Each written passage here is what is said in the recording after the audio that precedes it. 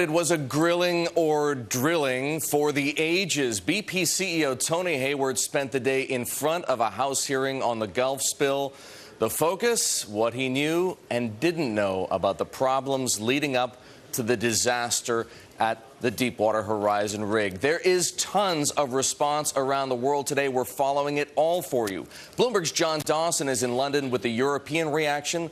Lizzie O'Leary is in Baton Rouge, Louisiana, with the latest news on the spill and the cleanup efforts. And Brian Weiss kicks it off for us from Washington. Brian? Well, hey, Eric, listen, the big story yesterday, not what Tony Hayward did answer, but what he didn't. Members assaulted Hayward for 7 hours over his involvement with that leaking well, and they said BP had a culture of cutting costs while compromising safety. They wondered who was responsible for the poor engineering of that well, but Hayward over and over had little to say.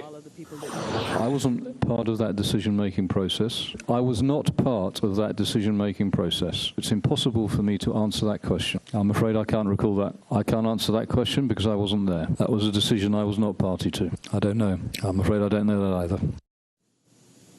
Now, I took a rough count of that transcript from the hearing last night. 11 times he used the term "I don't know" in his answer. 22 times he said, "I was not aware" or "I was not involved with that decision." And one member even asked him, "Is it Thursday?" just to see if they could elicit a yes answer out of Hayward, which he did get that one right, by the way. And he was repeatedly asked, why has no one been fired over this? Should he himself step down as CEO? And he again had no answer. He said those decisions would be made once the spill is totally cleaned up and BP completes the investigation. But today, the company's chairman, Carl-Henrik Svanberg, telling a Swedish newspaper that to change the chief executive officer now would be a little bit like being out at sea in a storm and start discussing the suitability of the captain. He says BP has not considered removing Hayward as of yet. And so even with that rocky testimony yesterday, Hayward looks to be staying with the company, at least for now. Back to you.